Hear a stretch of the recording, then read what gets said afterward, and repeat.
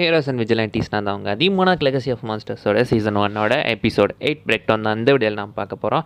Time waste பண்ணால் break டவுன்குள்ளே இறங்கிடலாமா? ஸோ இந்த எபிசோட பொறுத்த வரைக்கும் வந்துட்டு மான்ஸ்டர்ஸோட ஈடுபாடு பெருசாக கிடையாது. நிறைய எபிசோடில் அப்படி தான் இதில் கொஞ்சம் பேசிக்கிட்டே இருந்த மாதிரி தான் எனக்கு ஒரு ஃபீல் இருந்துட்டு இருந்துச்சு. பட் உள்ளுக்குள்ளே நடக்கிற விஷயங்கள் எல்லாம் காட்டியிருக்காங்க. அது என்னென்னன்றதை நம்ம லைனாக பார்த்துடலாமா? ஓப்பனிங்கே பார்த்தீங்கன்னா நம்ம கேக்கோவும் பில்டராண்டாவும் அந்த பாலைவனத்துக்கு நடுவில் போயிட்டு கஜகஸ்தானுக்கு பார்த்தீங்கன்னா போகிற மாதிரி காட்டியிருப்பாங்க. ஸோ கஜகஸ்தானில் அதான் பார்த்தீங்கன்னா ஆக்சுவலி கேக்கோ செத்துருப்பாங்கல்ல அந்த பூச்சிங்கனால. ஸோ இப்போ அந்த இடத்துல தான் போயிட்டு இருக்காங்க. அதே இப்போ வேற ஒரு ஆங்கிள்லேருந்து காட்டுறாங்க, நம்ம லீஷாவோட ஆங்கிள்லேருந்து. ஸோ லீஷா பின்னாடி உட்காந்து பார்த்துட்டே இருக்காரு. அண்ட் அப்படியே கட் பண்ணி ப்ரெசென்ட்லியுமே அவங்க அந்த கஜகஸ்தானுக்கு போகிற மாதிரி தான் காட்டியிருக்காங்க. அண்ட் பாஸ்ட் சீக்வன்ஸ்லேயே நீங்கள் எடுத்துக்கிட்டிங்கன்னா இப்போ கரண்ட்டாக பாஸ்ட்டில் ஆக்சுவலி இப்போ கரண்ட்டாக அந்த இடத்துல இருக்கிறது பார்த்தீங்கன்னா ஜென்ரல் பக்கெட் வேறு ஒருத்தனை தான் அந்த இடத்துல அனௌன்ஸ் பண்ணியிருந்திருக்காரு. ஹேட்ச் அப்படின்னு சொல்ல போகிற ஒருத்தனை தான் இப்போ அந்த மொனார்க்கு லீடாக போட்டுருந்துருக்காப்ல. அண்ட் இப்போ அந்த இடத்துல நம்ம கேக்கோவை பற்றி அவன் கொஞ்சம் அப்படி இப்படி பேச இந்த மொனார்க்கு பார்த்தீங்கன்னா ஃபண்டிங் கொடுத்து எவ்வளோ வேஸ்ட் ஆகுது தெரியுமா, இதெல்லாம் நம்ம நாட்டோட செக்யூரிட்டிக்கு யூஸ் பண்ணலாம் அப்படின்னு சொல்லியிருப்பாரு. நாட்டோட செக்யூரிட்டியா? நாங்கள் உலக செக்யூரிட்டியை பற்றி பேசிக்கிட்டு இருக்கோம்டா. இந்த நாடு உலகத்தில் தானே இருக்குது. மான்ஸ்டர்ஸ்க்குலாம் அதெல்லாம் பவுண்டரிஸ் இந்த பார்டரை பற்றியெல்லாம் எதனா தெரியுமா? என்ன முட்டத்தெல்லாம் பேசிக்கிட்டு இருக்கு அப்படின்ற மாதிரி பார்த்தீங்கன்னா ஆக்சுவலி லீஷா கரெக்டாக தான் டைலாக் சொல்லுவார்.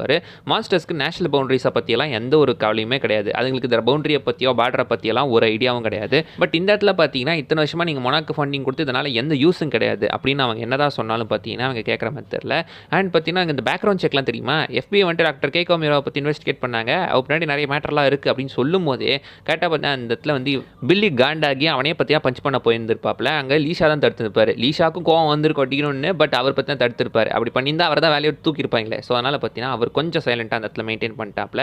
அண்ட் பார்த்தீங்கன்னா எகைன் ரூமுக்கு வந்துமே அந்த இடத்துல சண்டை போயிட்ட மாதிரி தான் தெரியுது. கோவத்தில் வாழை பஞ்ச் பண்ணியிருந்திருப்பாப்ல. அண்ட் இது எகைன் பார்த்தீங்கன்னா ப்ரெசென்ட்லியுமே அப்படியே இருக்கிற மாதிரி தான் காட்டியிருப்பாங்க. ஏன் இந்த செவத்தை சரி பண்ண மாட்டாங்கன்னு தெரியல. ப்ரெசென்ட் வரைக்கும் அப்படியே இருந்துட்டு இருக்கு. அண்ட் இப்போ நம்ம ஏதாச்சும் பண்ணணும், ஃபண்டிங்காக ஏதாவது பண்ணணும் அப்படின்னு சொல்லிக்கிட்டே இருக்கும்போது காஜலா உயிரோட இருக்கிறத சொல்கிற தவிர ஒரு வழி இல்லை, நமக்கு ஒரு ஆதாரம் தேவை அப்படின்னு சொல்லும்போது ரெஸ்பெக்ட் பண்ணுற மாதிரியான ஒரு விஷயம் நமக்கு வேணும் அப்படின்னு சொல்லும்போது நீங்கள் இந்த காஜலாஸை பற்றின மேப்பை வரைஞ்சு கொடுங்க. ஸோ இந்த மான்ஸ்டர்லாம் எந்தெந்த ஊரில் இருக்குது, என்ன இடத்துல இருக்குது, அது எல்லாத்தையுமே ஒரு மேப்பாக ஒரு போட்டு கொடுங்க. அதை நான் கொடுத்து எப்படியாவது கன்வின்ஸ் பண்ண பார்க்குறேன் அப்படின்னு சொல்லி பார்த்தீங்கன்னா ஜெனரல் பக்கெட் கிட்ட பேசுறதுக்காக அவங்க போயிட்டு இருக்காங்க. ஸோ போலீஷா அவங்க ரெண்டு பேர்த்துக்கிட்டே அந்த மேப்பை ரெடி பண்ணுற அந்த ஒரு பொறுப்பை ஒப்படைச்சிட்டு இருக்காரு. அண்ட் இப்போ அவங்க அந்த மேப்பையுமே ரெடி பண்ணிட்டு இருக்காங்க. அண்ட் ஏதோ ஜாப்பனீஸ் ஃபெஸ்டிவல் போல அந்த ஜாப்பனீஸ் லேம்பெல்லாம் தொங்க விடுவாங்கல்ல, அந்த மாதிரி கேக்கோ இப்போ அவங்க ரூம்குள்ளே லேம்பாக தொங்க விட்டுட்டு இருக்காங்க. அண்ட் அந்த இடத்துல இவங்க ரெண்டு பேத்துக்குள்ளேயும் பார்த்தீங்கன்னா ஒரு பாண்டிங் சீக்வன்ஸ் ஒன்று ஃபார்ம் ஆகிற மாதிரி காட்டியிருப்பாங்க. இதெல்லாம் எப்படி இருக்குது தெரியுமாடா, ஒரு சின்ன இடத்துக்குள்ளே ஏதோ ஒரு பெரிய இடம் இருக்கிற மாதிரி இருக்குது. இதெல்லாம் என்னன்னு எனக்கு புரியல, இது எவ்வளோ கஷ்டம் தெரியுமா அப்படியே அவங்க பேசிக்கிட்டு இருக்காங்க. அண்ட் இப்போ அந்த ரிப்போர்ட்ஸ் வந்து பேசி இங்கே அவங்களுக்குள்ள பாண்டிங் ஃபார்ம் ஆகுது.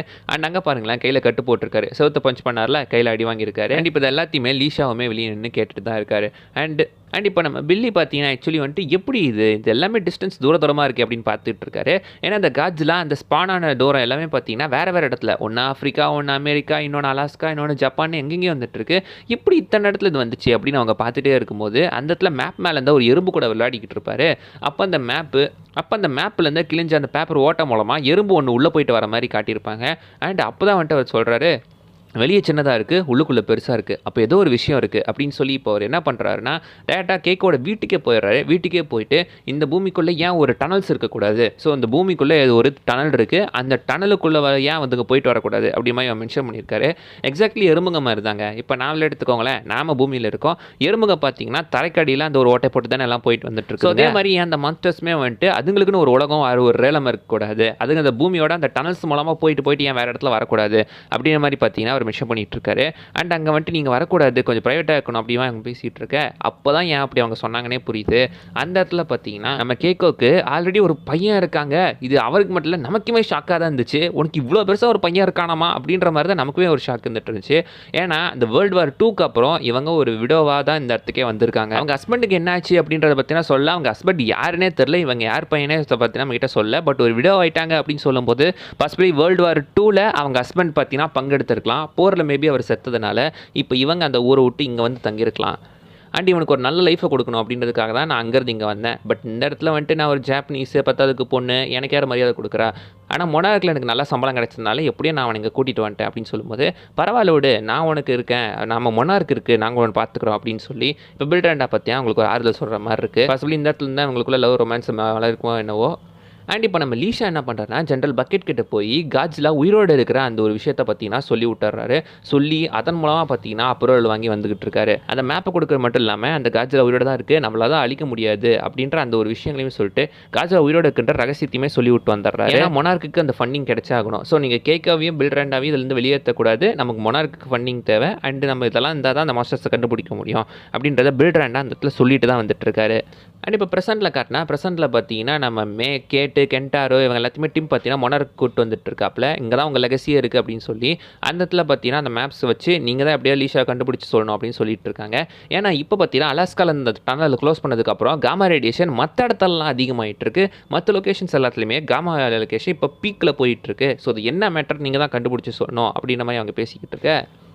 இப்போ அவங்க பழைய ஃபைல்ஸ் எல்லாத்தையுமே எடுத்து நோட்டி பார்த்துட்டு இருக்காங்க. அந்த ஃபைல்ஸில் தான் பார்த்தீங்கன்னா கேக்கு வந்துட்டு எந்த இடத்துல செத்தாங்க, கஜகஸ்தானில் இந்த டைமில் அவங்க செத்துருக்காங்க. அண்ட் அவங்களோட உடைமைகள் எல்லாமே இப்போ பில்ட்ராண்டா கிட்ட போகுது அப்படின்றத லீஷா தான் சைன் பண்ணி கொடுத்துட்ருக்காரு. ஸோ இப்போ இந்த இடத்துல அவங்க செத்துருக்காங்கன்னா மேபி இந்த இடத்துக்கு அவங்க போயிருக்கலாம் அப்படின்ற மாதிரி சொல்லி இப்போ அங்கே பார்க்குறதுக்காக போயிட்டுருக்காங்க.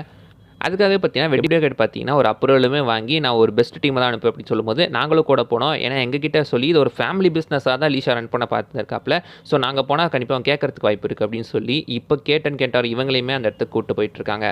கூட்டு போய் பார்த்தா லீஷா சுற்றி எல்லா இடத்தையுமே பாம்பு வச்சு இந்த இடத்த மொத்தமாக இடிச்சு தரமாட்டமாக தான் பிளான் பண்ணுவார். அப்படின்ட்டு அந்த டனலை க்ளோஸ் பண்ண தான் ட்ரை பண்ணிட்டு இருக்காரு. உள்ளே போனால் நிறைய இந்த பூச்சிங்கெலாம் பார்த்தீங்கன்னா இந்த எக்ஸோஸ்கெலட்டனை உரிச்சு போட்டுருக்குங்க, பாம்பு தோல் உரிக்கிற மாதிரி. அதுங்களாம் எப்போ தோல் உரிக்கும், வளரும்போது. அப்போ இதுங்களாம் வளர்ந்துக்கிட்டு இருக்கா அப்படின்ற மாதிரி அந்த இடத்துல அவங்க ஆச்சரியமாக பார்த்துட்டு இருப்பாங்க. அண்ட் இப்போ உள்ளே போனால் அந்த ஹாலோ டனல் இருக்குது அப்படின்றத அவங்க ஓப்பனாகவே பார்த்துட்றாங்க. ஸோ அந்த டனலை பார்த்துட்றாங்க. இந்த டனல் தான் இந்த இடத்துல இருக்குது அப்படின்னு மாதிரி சொல்லிட்டு எல்லாருமே இப்போ தான் ஆச்சரியமாக பார்த்துட்டு இருக்காங்க. அண்ட் பார்த்தீங்கன்னா அந்த இடத்துலையுமே மற்றவங்களுமே வந்துடுறாங்க. நம்ம டுவாலுமே வந்துடுறா. டுவால் வந்து டீம் கிட்டே பேசிக்கிட்டு இருக்க, இங்கே இதெல்லாம் நீங்கள் பண்ணுறது தப்பு, லீஷா தப்பு பண்ணிட்டு இருக்காரு அப்படின்னு சொல்ல, அப்போ நீங்கள் சரியாக தான் பண்ணிக்கிட்டு இருக்கீங்களா, நீங்கள் சும்மா இருக்கீங்க, அவர் ஏதாச்சும் ஒரு விஷயமாக செய்கிறாரு, இன்னொரு சிட்டி அழிஞ்சாதான் வந்துட்டு நீங்களா திருந்துவீங்களா அப்படின்ற மாதிரி டுவால் பேசிக்கிட்டு இருக்க. நான் லீஷாவை பார்க்கணும் அப்படின்னு கேட்டு சொல்கிறேன். லீஷாமே அந்த அவளை கூட்டு போய் தான் பேசிக்கிட்டு இருக்காப்புல. பேசிக்கிட்டு இருக்கும்போதே கரெக்டாக பாமையுமே ரெடி பண்ணிட்டு தான் இருக்காரு இந்த இடத்த வெடிக்க வைக்கிறதுக்காக. பேசிக்கிட்டு இருக்கும்போதே பிரைமர் டைமை செட் பண்ணிட்டு இருக்காரு.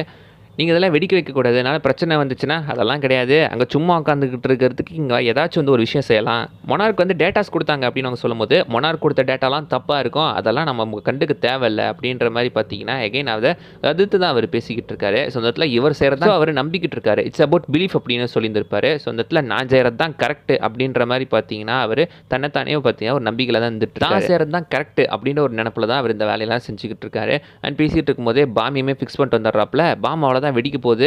கரெக்டாக எல்லாருமே எஸ்கேப் ஆகி போயிட்டு இருக்கும்போது அந்த ஹாலோ டனலுக்குள்ளே விழுந்துடுறா. அவளை ஃபாலோ பண்ணி உள்ள இருக்கிற அந்த ஒரு பெரிய பூச்சியுமே வந்துடும். நான் கூட என்னமோ நினச்சேங்க இவ்வளோ பெருசாக வளரும்னு நினைக்கல, பார்த்தா பெரிய சைஸ் பூச்சியாக இருந்துக்கிட்டு இருக்கு. அண்ட் அந்த இடத்துல பார்த்தீங்கன்னா கேட்டு லீஷாவும் கூட அதே குழிக்குள்ளே அந்த ஹாலோ டனலுக்குள்ளே விழுந்துடுறாங்க. மொத்த இடமும் இடிஞ்சு நொறுங்குது. அதோட பார்த்தீங்கன்னா இந்த எபிசோட முடிக்கிறாங்க. அடுத்து என்ன நடந்துச்சுன்றதை அடுத்த எபிசோடில் பார்க்கலாம். அண்ட் அது வரைக்கும் பை பாய்.